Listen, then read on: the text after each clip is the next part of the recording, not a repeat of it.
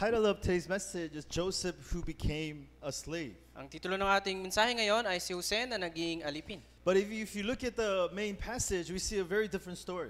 Pero kung titignan natin yung binasa natin ay iba yung makikita natin. It doesn't say Joseph suffered as a slave.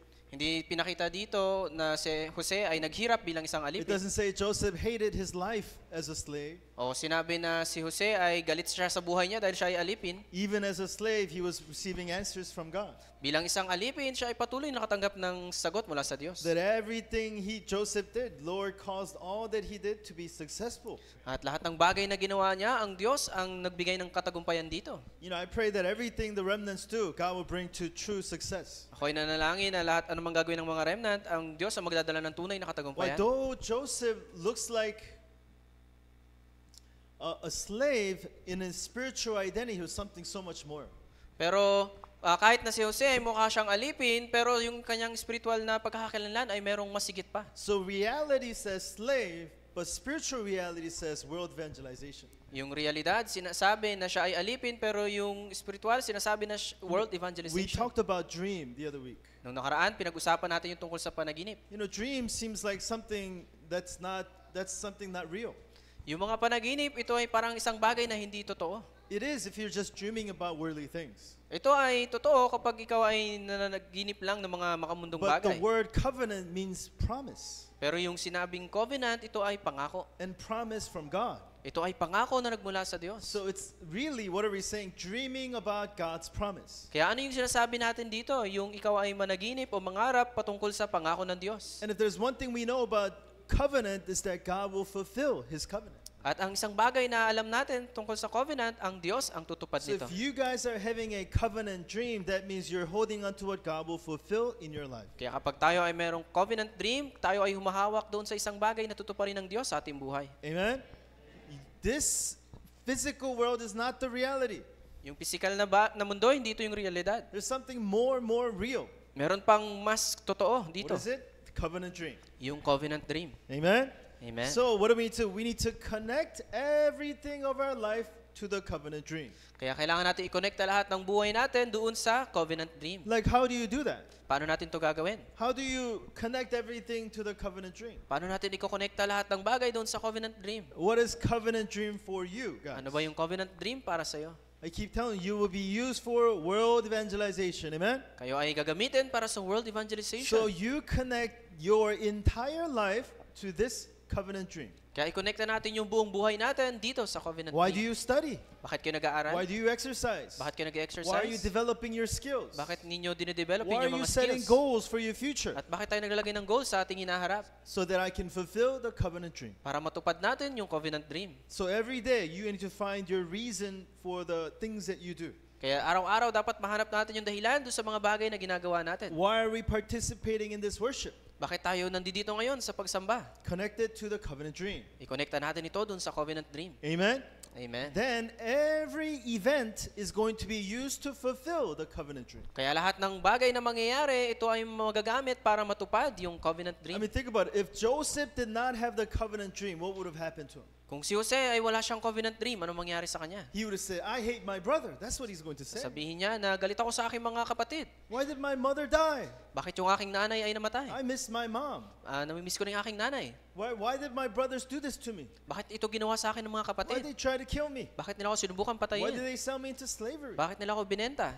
Why is this lady framing me so I go to prison? Bakit itong babae na to ay ginawa na ako ng masama para ako mapunta sa kulungan? Do you know what I mean? There is no basis for him to understand his reality. Walang dahilan siya o basihan para maunawaan yung kanyang realidad. But he was able to see that everything that was happening was to fulfill the covenant dream. Pero nakita niya na lahat ng bagay na nangyayari, ito ay para matupad yung covenant What did dream. we say about going into Egypt? What did we say? Ano yung sinasabi natin doon sa pagpunta sa Ehipto? Was it easy to go to see the king? Is that easy? Madali bang pumunta doon at makita yung I mean, hari? if Joseph really worked hard, could he have become the governor of Egypt? Kung siya ay talagang nagsipag magtrabaho, makakita siya ba'y magiging If gobernador ng Joseph Ehipto? really studied hard, you think he could have been a governor of Egypt? Kung siya ba ay nag-aral lang mabuti, siya ba ay magiging gobernador ng Ehipto? First of all, you know, the Gentile people, other than Egyptians, could not have become political figures. Pero sa totoo lang, yung mga hindi Egyptian, hindi sila pwede maging isang politiko. He would not have visa, correct visa. He would not even get the visa for Egypt. At hindi siya mabibigyan ng visa sa Egypt. Do you know what I mean? Nakita niyo ba? Only when nakuha niyo yung sinabi God ko? worked in Joseph's life, Joseph was able to do the work that God called him to do. Dahil sa pagkilos ng Diyos sa buhay ni Jose, kaya nagawa niya yung mga bagay na dapat niyang gawin. So dream about the covenant dream, guys. Amen? Kaya mangarap tayo ng covenant dream. Then God will show you amazing evidences in your life. Na ang Diyos magpapakita sa iyo ng mga dakilang ebidensya sa iyong buhay. What's the evidence? Ano yung ebidensya? In verse 3, what does it say? Sa verse 3, Let's read together. His master Master saw that the Lord was with him, and that the Lord caused all that he did to succeed in his hands. Amen. What did Potiphar see? ano yung nakita ni Potiphar? Now, who is Potiphar? Sino ba si Potiphar? He's a general in the Egyptian army. Siya ay isang general doon sa kasundaluhan ng Egyptians do not believe in the Jehovah God. Yung mga Egyptians, hindi sila naniniwala sa They Jehovah have God. so many other gods. Marami silang mga Diyos. They believe in the sun god. Naniniwala sila doon sa Even Diyos the- araw. Jordan River was a form of a god. At maging yung ilog ng Jordan, ito ay Diyos para sa kanila. They believe frog was a god. Naniniwala sila na yung mga Right. palaka ay Diyos. Grasshopper was a god. Pati yung mga tipaklong. Everything was a god. Lahat ng bagay ay Diyos. That person saw Joseph, At yung tao na to, nakita niya si Jose. and he was able to see this Jehovah God that Joseph believes. Wow, that Lord is with him. At nakita niya na yung Jehovah God na pinaniniwalaan ni Jose, ito ay talagang nasa sa kanya. And then hey, Joseph, why don't you do this? At sinasabi niya na gawin mo to. Go work the farm. Magtrabaho ka sa bukid. What happened? Ano nangyari? Amazing fruits would happen. At dakilang bagay yung nangyari. Amazing answers would take place. At mga dakilang sagot ang naganap. Whatever Potiphar tells Joseph to do, whatever he does, it becomes an answer. At lahat ng bagay na sinabi sa kanya ni Potiphar na gawin niya, ito ay naging isang kasagutan. Why? The Lord caused it. Dahil ang Diyos ang gumawa nito. Amen? Amen. If the Lord causes it in your life, nothing to worry about. Kapag ang Diyos ang gumawa nito sa iyong buhay, wala kang dapat ipag-alala. Amen? Amen. Do you know, when I was entering into the nursing program, I was just becoming, I was a very hot child of God. Nung ako ay mainit pa na anak ng Diyos. Right? I was just hot on evangelism, At ako sobrang init sa evangelism. evangelizing every opportunity I had, At nag-evangelize ako sa bawat oportunidad na meron doing ako. all kinds of tarakbangs. At ako ay nagdadarakbang. And then God gave me a heart to be a pastor. At binigyan ako ng Diyos ng puso para maging pastor. So I couldn't be, so I had to get to, but I was studying nursing at the time. Pero nung panahon na yon, ako ay nag-aaral ng nurse. So I had to get into the program, nursing program. Kaya kailangan kong pumasok doon sa nursing program. Do you know how hard it is to get into the nursing program? Alam niyo ba kung gaano kahirap pumasok sa nursing program? It's really hard. Sobrang hirap. It's like 500 to 1 ratio almost. Parang 500 to 1 yung ratio. Meaning that's how much competition you have Ibig sabihin, ganun yung kompetisyon na kailangan mo. for one spot, Para lang sa isang for like spot. 30 spot. Sa 30 spot. So I have to compete 500 people to get my one spot. Kaya kailangan kong kompetensyahin yung 500 tao para lang makuha ko yung isang spot. And who are these people? Pero sino yung mga These tao na are to? college graduates. Ito yung mga graduate ng kolehiyo. These are smart people Ito yung mga matatalinong who tao aren't able to get a job. na hindi pa So wala pang they are trabaho. going into the nursing field. Kaya pupasok sila doon sa nursing. I mean, I'm not that smart. Hindi ako ganun katalino. Couldn't get into the program. At para makapasok doon sa program. I was the last person to get into the program. At ako yung pinakahuling tao na nakapasok doon. 30 people, I was the 30th person. Doon sa 30 na tao, ako yung pang 30. And I got selected. At ako ay napili. Remnants. You know what my testimony was? Ano yung aking testimony? I studied every day, Ako ay nag-aral araw-araw. staying up all night. At ako ay gising hanggang gabi. God gave me wisdom. At binigyan ako ng Diyos ng No, that katalino. was not my testimony. Hindi yun yung aking What was testimonya. my testimony? Ano yung aking testimonya? God did it. Ang Diyos ang gumawa nito. Amen? Amen. I could not do it. Hindi ko yun kayang gawin. No matter if I stay up the whole time, I cannot do it. Kahit na ako ay gising buong magdamag, hindi ko yun kaya. God made it happen Pero ang Diyos ang gumawa nito. so that I can probably be a pastor. Para ako ay maging pastor. Amen? Amen. Even when I was becoming a pastor, I signed I signed up to go enter into Moody Seminary. At kahit nung ako ay magpapastor, ako ay pumasok doon sa Moody Seminary. You know, once again, it's not easy to get into these schools. At ganoon din, hindi rin madali makapasok sa mga eskwelahan na ito. Who did it? Pero sinong gumawa nito? The Lord did it. Ang Diyos ang gumawa nito. Amen? Amen. There's because once again, it's all competition, all numbers, isn't it? Kasi sobrang daming kompetisyon. Like GPA. What's your GPA? Ilan yung iyong GPA? I know my GPA is not the highest GPA. At alam ko na yung aking GPA, hindi ito yung pinakamataas. So what's my only hope? Ano yung aking tanging pag-asa? Testimony. Yung aking testimonya. So I wrote down my testimony. Kaya inilagay ko yung aking testimonya. How I became a child of God. Paano ako naging anak ng How Diyos? God worked in my life. Paano nagtrabaho How yung He Diyos sa aking changed buhay? me. At paano niya ako How binago? I'm using as a witness now. At paano ako ginagamit bilang isang And saksi that ngayon? testimony was what got me into Moody. At yung testimonyang ito yung dahilan kung bakit Once nakapasok again, ako sa who Moody. did it? Lord did it. God did it. Amen? Ang Diyos ang gumawa nito. You know, people who don't trust in God, you know what they say? Yung mga tao na hindi na nagtitiwala sa Diyos, ano sinasabi nila? They always complain about their reality. Sila ay laging nagrereklamo sa kanilang They realidad. complain about what they have, what they don't have. At nagko-complain sila kung anong meron sila at kung anong wala sila. You know what I mean? People who trust in God, they don't complain about those things. Yung mga tao na nagtitiwala sa Diyos, hindi sila nagrereklamo sa mga Why? ganung bagay. Because that so-called reality cannot stop God. Dahil yung mga realidad na ito, hindi kayang pigilan ng Diyos. Amen? Amen. This is the covenant dream you need to place in your hearts, remnants. Ito yung covenant dream na kailangan nating ilagay sa ating Now we're puso. talking about Joseph. At tingnan natin si Jose. You guys know the story of Joseph. Nakita niyo na ba yung istorya ni Jose? How was Joseph able to overcome all of that hardship? How was that possible? Paano napagtagumpayan ni Jose yung mga kahirapan na ito? I mean, what was Joseph's life was like? The road to slavery. What was it like? Ano kaya yung buhay niya patungo doon sa pagkaalipin? Let's read verse 36 together. Meanwhile, the Midianites had sold him in Egypt to Potiphar, an officer of Pharaoh, the captain of the guard. So, we know that Joseph's brother, he had conflict with his brothers. Joseph had conflicts with his brothers. At alam naman natin na si Jose siya ay merong conflict sa kanyang mga kapatid. So, we talked about, right? Joseph was loved by the father. At pinag-usapan natin ito na siya ay mahal ng So, kanyang he gave tatay. him a nice, colorful clothes. Kaya binigyan siya ng napakagandang makulay na damit. So, you know, wow, he got nice clothes. Why don't we get nice clothes? At sabi nila, meron siya magandang damit pero bakit tayo wala? And Joseph is like, oh, these brothers, they did all this bad thing, father, tells his dad. At sinabi ni Jose yung mga hindi magagandang bagay na ginawa ng kanyang mga kapatid. So the other brothers hated him. Kaya yung mga kapatid niya nagalit sa kanya. So what they do? They tried to kill him, right? Kaya sinubukan siyang patayin. They threw him in the well. Tinapon siya dun sa balon. I mean, what would happen to you if you were thrown into a well? Ano mangyari sa'yo pag tinapon ka sa balon? You think you can survive? Tingin mo, mabubuhay ka? You know, well is a big well. It's a big well. Ito ay malaking balon. There's no place where you can keep your hands and feet. There's no place like that. At hindi maabot ng iyong kamay at paa. That means you have to constantly swim.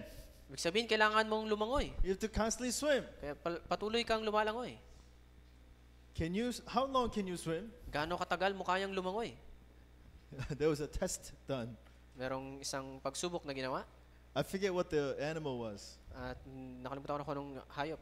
Anyways, they put an animal in the water Nilagay nila yung hayop doon sa tubig. to see how long this animal would survive in the water. Para makita kung gaano siya katagal It survived for like hour and a half and died. It gave up, died. At 1 oras at kalahati bago siya namatay. And the next animal, same type of animal, was put in the water. At parehong hayop ang nilagay doon sa tubig. So about 90 minutes was the point where the animal gave up and died, right?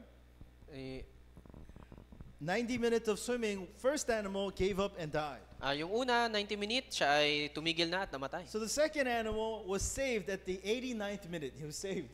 At yung isa naman ay ligtas doon sa 89. 89, like he was about to give up, he was saved. At hinto na sana siya at siya ay niligtas. The next time, how long do you think this animal swam for?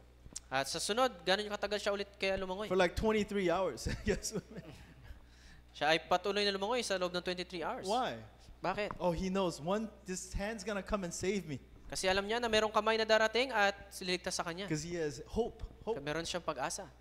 If you have no hope, you give up, you die. Kapag wala kang pag-asa, ikaw ay hihinto at Joseph ikaw ay was mamatay. put in the water, Si Jose nilagay sa tubig, but there was no tubig. kaya lang walang tubig. Wala na tubig. Wala nang tubig. Huh? See, I'm learning. No water was there. Walang tubig doon sa balon. Even if there was water, Pero kahit na may tubig, what does Joseph have? anong meron si Jose? Hope. Meron siyang pag-asa. Amen? Amen. He has hope. Meron siyang pag-asa. What is it? Some kind of dreaming hope? Like there's like cloudy hope? Ayun ba yung hope na parang ulap? No, the Word of God is an absolute hope. Yung salita ng Diyos, ito yung ating pag-asa. Amen?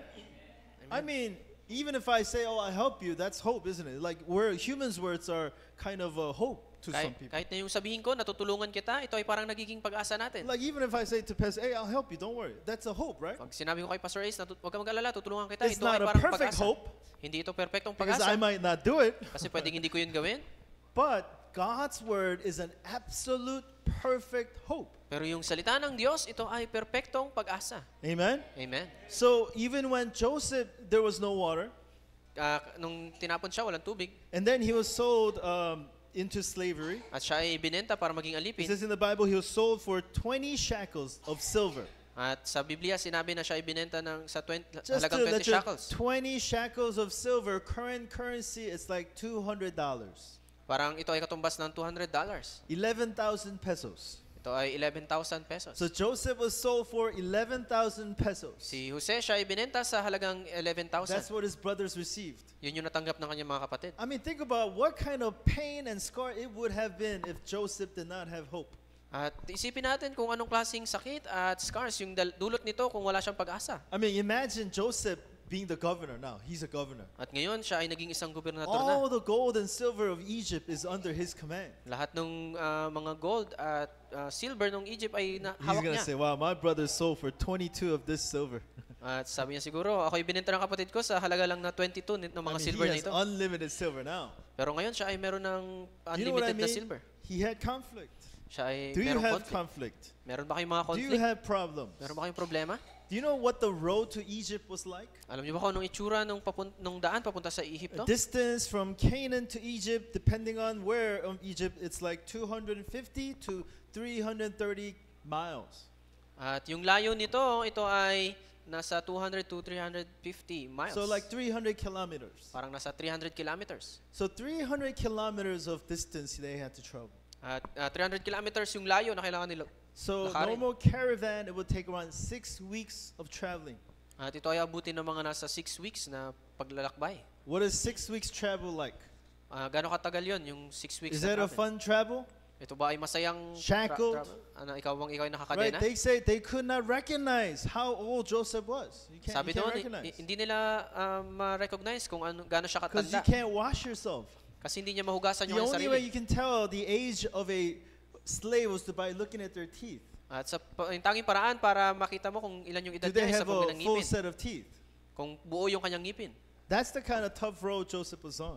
Ganon yung hirap nung daan na kanyang pinagdaanan. So think about it. If with all the conflict, At isipin natin, lahat ng mga all the conflict hardship, at lahat ng kahirapan, what kind of road was Joseph walking? anong klaseng daan yung dinadaanan ni Jose? Was it a road of despair? Ito ba yung road nung Or- despair? Road of hope? O yung daan ng pag-asa? Which one? Saan kaya doon? Which one are you walking right now? At kayo, saan kayo ngayon dumadaan? I'm telling you, if Malakad. you don't have God's covenant dream, you're going to be walking the road of despair. Kung wala kayong covenant dream, kayo ay lalakad doon sa daanan ng despair o pagtangis. Do you understand? Right? Like I said, if you don't have the covenant dream, only thing is reality, guys. Kapag wala kayong covenant dream, ang totoo lang sa inyo ay yung realidad. And are you perfect? Kayo ba ay perfecto? We're not perfect. Hindi tayo perfecto. That's what I'm talking about. In Joseph, road to slavery was a tough road. At para kay Jose, yung daan patungo sa pagkaalipin ito ay sobrang hirap. But Joseph had a secret weapon, Pero meron siyang sikreto, The- sandata, covenant dream. yung covenant dream. So number 2, Pangalawa, what was accomplished in Potiphar's household? ano yung naganap doon sa bahay ni Potiphar? So under this so much of a conflict, Joseph goes to Potiphar's house. At pagkatapos ng lahat ng conflict na yon, si Jose napunta doon sa bahay ni If Potiphar. Joseph was walking the road of despair, what would have accomplished in Potiphar's house? Kung siya ay lumakad doon sa daan ng despair, ano kayang nangyayari doon sa bahay ni Potiphar? Despair. Despair din. But Joseph was walking the road of hope. Pero si Jose, siya ay lumalakad doon sa daanan So what ng was pag-asa. accomplished in Potiphar's house? Kaya ano yung nangyari doon sa tahanan ni Potiphar? True hope. Yung tunay na pag-asa. Amen? Amen. So what is that like? Enjoyment of his identity. Yung pagkaka-enjoy ng kanyang pagkakakilanlan. Right? Even though on the road of slavery, even in Potiphar's house, he understood who he was. Kahit doon sa daan ng pagkaalipin at doon sa bahay ni Potiphar, naunawaan niya kung sino siya. Joseph said, I am not a slave. Sabi niya, hindi ako alipin. Amen? Amen. What is he? I am a child of God. Siya ay anak ng Diyos. God has put me here to live my life for the glory of God. Dinala ako dito ng Diyos para sa kalwalhatian ng ating ng I mean, Diyos. remnants, do you know your identity? Kilala niyo ba ang inyong pagkakakilanlan? Do you really know? Talaga bang kilala ninyo? Amen? Amen. We have to really wake up, guys. Kaya kailangan talaga tayong gumising. I mean, like literally, we have to wake up. Kailangan nating gumising. Right? What is it? Why? Because we have to understand our identity. Kasi kailangan nating maunawaan yung ating pagkakakilanlan. Amen? Amen. You know, when I was an assistant pastor, I was still in school. Nung ako isang assistant pastor, ako ay nasa school. I was doing full-time ministry. At ginagawa ko yung full-time ministry. The only time I had to study was after I come home. At yung oras lang para ako'y mag-aral ay pag And nakauwi looking na at ako. Baby Summit, I had 3 babies at the time. At pag tinitingnan ko si Summit, meron Like, akong 3 baby 1, nung 2 panahon na yun. babies at the time when I was studying. At You isa o think dalawa. when I come home, they're gonna say, "Okay, Father, you study. We will be quiet here in the." You think they're gonna do that? Tingin nyo, sasabihin nila na pag umuwi ako, sasabihin nila, You sige, think my wife is gonna sit home and say, "Oh, welcome home, Pastor. Now you go to your room and you study." You think she said that? Tingin nyo, ganyan yung gagawin ng aking asawa? No, she's like, "Yeah, do this." The kids are crying. The house is all messed up. We have to buy this. We have to buy that. So, yun. Yeah. So the only time I had time to study was when they all go to sleep. Kaya yung oras lang para ako'y makapag-aral kapag tulog na silang lahat. Right? And then I study till way early in the morning. At ako'y nag-aaral hanggang umaga. Sometimes I couldn't even sleep. At minsan hindi na ako nakakatulog. Like out of the week, there were at least 2 days where I would not even have to sleep. At minsan ay sa isang linggo, merong 2 araw na hindi ako nakakatulog. Just so that I can keep up with school. Para lang makahabol ako sa eskwela. But what if I say, "Oh, I'm tired. I quit." Pero pag sinabi ko na pagod na ako, ayoko Can na. I do that? Pwede ko bang gawin yun? Oh, I'm not gonna take care of my family. Can I do that? Hindi ko na alagaan yung aking pamilya. Pwede ko Oh, bang I'm gawin just gonna study. Can I do that? yun? O mag-aaral na lang ako. Yun ba Oh, I'm pwede not kong gonna do gawin? ministry. Can I do that? O hindi na ako magmi-ministry. No, that means I don't know my identity. Ibig sabihin, hindi ko alam yung aking pagkakakilanlan. I'm a father, a student, a pastor Ako ay isang tatay, estudyante at pastor who is doing world evangelization. Amen? na gumagawa ng world That evangelization. was my identity. Ito yung aking So I had to pagkakakilanlan. live my life according to my identity. Kaya kailangan kong mamuhay na ayon sa aking pagkakakilanlan. What is your identity, guys? Ano yung inyong pagkakakilanlan? Do you know your identity? Alam nyo ba yung inyong pagkakakilanlan? Remnants, amen? Amen. Are you a student right now? Kayo ba ay estudyante ngayon? You are a student to glorify the name of our Lord Jesus Christ. Kayo ay estudyante para luwatin ang pangalan ni Jesucristo. Amen? Amen. It is better to do that getting good grades, okay? Magandang gawin nyo yun at magkaroon kayo ng magandang You grado. fail all your class. At huwag nyo bagsakin yung You mga... go to your teacher. Ay, punta kayo sa Jesus is teacher. the Christ. Sabi nyo, Jesus the Christ. Your teacher's gonna say, "Yeah, I'm sure he is." Okay. Do you know what I mean? Know your identity. Alamin ninyo yung inyong pagkakakilanlan. Joseph was enjoying the blessing of the Trinity Si Jose, enjoy niya yung pagpapala ng Trinity at work in his life. na nagtatrabaho sa kanyang buhay. Even Jesus was at work in Joseph's life. Kahit si Jesus ay nagtatrabaho sa buhay ni Jose. Who is Jesus? Sino ba si Jesus? The covenant word of God is Jesus. Yung pinangakong salita ng Diyos ay si Jesus. Amen? Amen. Everything Joseph did, the Holy Spirit touched and blessed. Kaano man yung bagay na ginawa ni Jose, ito ay pinagpala ng So that the name of the Father was glorified. Para yung pangalan ng Diyos ay may taas. Joseph was enjoying the blessing of Emmanuel everywhere he went. Si Jose, na-enjoy niya yung blessing ng Emmanuel saan man siya naroon. His enjoyment of his mission Yung enjoyment ng kanyang misyon. Right? The vivid dream God gave to Joseph. Yung malinaw na panaginip na ibinigay sa kanya ng The Diyos. sun and the moon and the stars bowing down before him. Yung araw, buwan at mga bituin ay lumuluhod sa kanya. He knew that this was a road in which God was fulfilling that mission. At alam niya na ito yung daan na kung saan tinutupad ng Diyos yung kanyang misyon. All these things were accomplished in the house of Potiphar. At lahat ng bagay na ito ay naganap doon sa bahay ni Potiphar. What was Joseph in the house of Potiphar? Ano siya doon sa bahay ni Potiphar? He started as a slave. Siya ay isang alipin. Then he became the main figure of the house of Potiphar. At ngayon siya ay naging main figure doon sa bahay ni Potiphar. Potiphar said, hey, you're no longer a slave. Sabi sa kanya, hindi ka na alipin. You take care of everything in my house. Ikaw na yung bahala sa aking tahanan. Why? Because whatever you touch, hey, it's gonna work anyways. Kasi lahat ng hahawakan mo, ito ay magiging maayos. So even at the worst of condition, Joseph saw God's amazing answers. Kahit doon sa hindi magandang sitwasyon, nakita ng Diyos yung sagot mula kay Jose. Amen? Amen. Remnants, this is the kind of spiritual answers we need to see. Ito yung spiritual na sagot na kailangan natin makita. We need to open our eyes Kailangan natin buksan yung ating mata to see the spiritual reality. para makita yung spiritual na realidad. Of course, it would help if you had your physical eyes open too. Siyempre, mas ayos din kapag bukas yung ating physical All right, na mata. finally, how did Joseph overcome temptation? At paano niya napagtagumpayan yung temptasyon? Because even in his life, it was not without trouble. Kasi kahit dun sa buhay niya, meron pa rin mga pagsubok. We know the Potiphar's wife liked Joseph.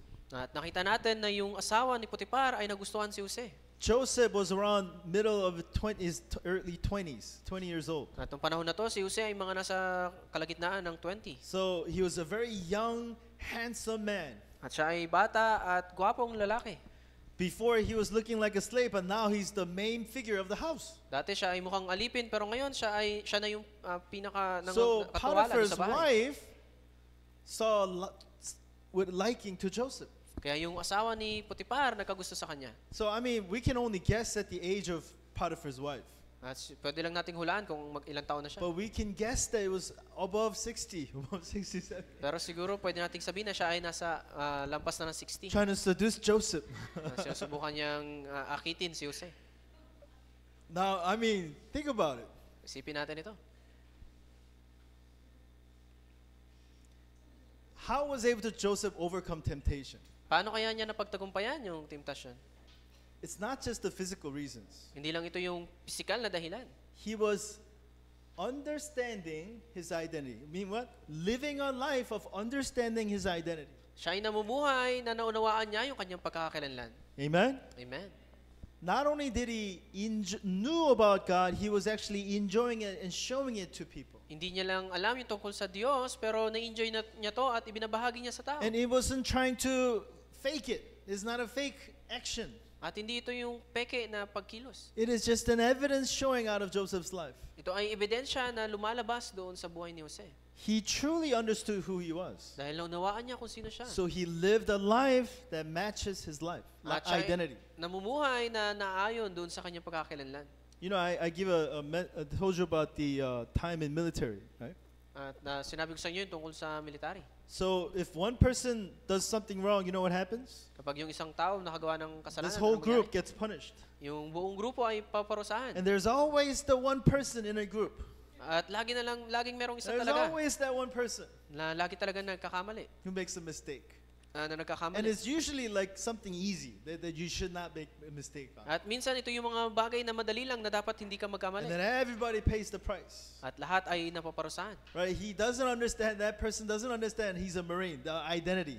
At yung isang tao na yun, hindi niya nawaan na siya isang marine. Joseph lived a life that showed his identity. Amen? Si Jose siya ay namuhay na nagpapakita ng kanyang pagkakakilanlan. And he completely trusted God's mission. At siya ay talagang nagtiwala doon sa misyon ng What does Diyos. that mean? Ano ibig sabihin nito? Even when things were hard and difficult, he truly trusted God is going to fulfill the Kahit na mission. yung isang bagay ay mahirap, ay naniwala siya na ang Diyos ang gagawa nito.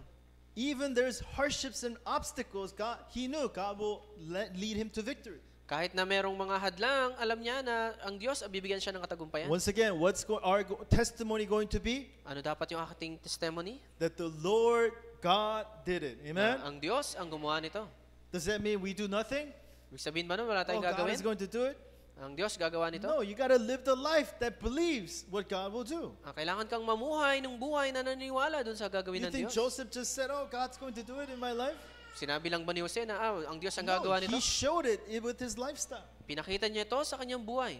And he completely trusted God. At siya ay talagang naniwala sa Diyos. And finally, he lived not for himself, but he lived for God. At hindi siya namuhay para sa kanyang sarili, kung hindi So siya ay back namuhay to para sa Diyos. Potiphar's wife. Balik tayo dun sa So if asawa ni Joseph Potiphar. was a smart guy, Joseph's a smart guy. Kung siya ay matalinong tao, If he did not trust in God's mission, what would Joseph think? kung hindi siya nagtitiwala sa misyon ng Diyos, anong gagawin Oh, how can isipin I niya? become a governor? Oh, that's crazy. I'm not going to be the governor. Paano kaya ako magiging gobernador? You know, I'm in Potiphar's house. I'm a slave. Ako ay isang alipin. So what should I do if I want to be successful? Anong kailangan kong gawin para ako'y maging matagumpay? Oh, Potiphar's wife likes me. Yung asawa ni Potiphar, gusto ako. Oh, just smile back. Hi, smile back. At magngiti-ngiti lang din ako. Oh, do you need anything? Kailangan mo ba ng ano mga Right? bagay? If Joseph gave in to Potiphar's wife, he would have a very comfortable life. Kung siya ay nagpadala doon sa asawa ni Potiphar, meron siyang maayos na buhay. Potiphar's wife would have taken care of Joseph. Maaring yung asawa ni Potiphar ang mag-aalaga sa kanya. But he would never have been used to fulfill God's plan. Kaya lang hindi siya magagamit para matupad yung plano ng Diyos. Do you understand, remnants? Naintindihan niyo ba? Who are you living for? Para saan kayo namumuhay? Whose mission are you living for? Kaninong misyon kayo namumuhay? Which identity are you living for? Kaninong pagkakakilanlan kayo nabubuhay? You are a new creation. Kayo ay bagong nilalang. The old is gone, the new has come. Yung luma ay wala na at ang bago ay I dumating. have been crucified with Christ. Ako ay napako kasama ni Jesus. Amen? Amen. This is the new understanding of who you are. Ito yung bagong pagkakaunawa kung sino ka. Live the life that Joseph lived. Ba't mamuhay tayo ng buhay na ipinamuhay ni Jose? So there will be temptations, Merong mga temptasyon, but it's easy to overcome. pero madali lang itong mapagtagumpayan. When you live for God. Pag ikaw ay namuhay When para you sa live Diyos. for your mission. Pag ikaw ay namuhay para sa iyong When you misyon. live for the identity God At gave you. namuhay ka doon sa pagkakakilanlan na binigay sa iyo ng Diyos. Amen? Amen. In this amazing answer, there is no complaining.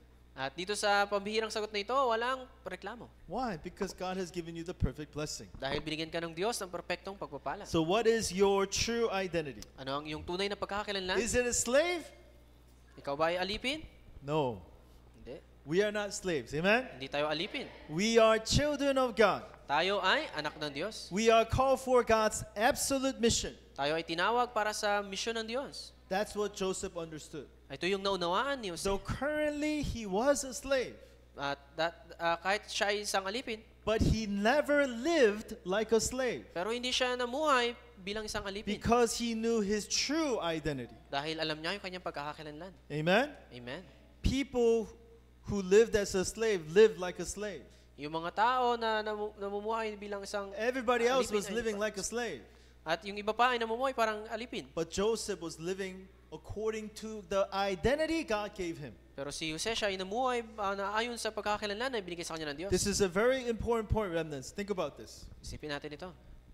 Who are you right now? Sino ba kayo ngayon? What's happening in your life right now? Ano yung nangyayari sa inyong buhay What ngayon? is the surrounding life? What is it like right now? Ano ba yung nangyayari sa inyong paligid? That is true. That is true. We can't ignore it. That is true. Ito ay totoo, kaya hindi natin ito pwedeng But baliwalain. you have a true identity, Pero meron ba kayong tunay na pagkakakilanlan? true purpose, Tunay na purpose? true mission. Tunay na misyon? When you hold on to that and you challenge toward that covenant, God will give you amazing answers. Pag gumawa kayo dito at sumubo kayo dito, bibigyan kayo ng Diyos ng pambihirang sagot. Amen? Amen. But if you give in to your reality, what's going to happen? Pero pag kayo ay nagpatalo sa inyong realidad, Satan's going to hold your leg, ang Diyos sa hawakan ng iyong mga paa drag you along, at hihilain kayo. overcome all temptation and obstacles, guys. At mapagtagumpayan natin lahat ng mga tentasyon at mga hadlang. Amen? Amen. Amen. Let's pray. Tayo manalangin. Heavenly Father, we thank you so much. Ama sa langit, salamat Thank po. you for the true covenant dream you have given to us. Salamat sa tunay na covenant dream na ibinigay niyo sa amin. Help us to understand our true identity. Tulungan niyo po kami yung maunawaan kung ang aming tunay na Bless pagkakakilanlan. our remnants to never be deceived by the reality that they face. Palain niyo po yung aming mga remnant upang hindi sila ma-deceive sa realidad na kanilang kinaharap. Help them to continue challenge toward your covenant dream. At patuloy na mag-challenge sa iyong covenant dream. We thank you and love you. Pray this in the name of our Lord Jesus Christ. Salamat po, ito yung aming panalangin sa pangalan ni Jesu Kristo. Amen. Amen.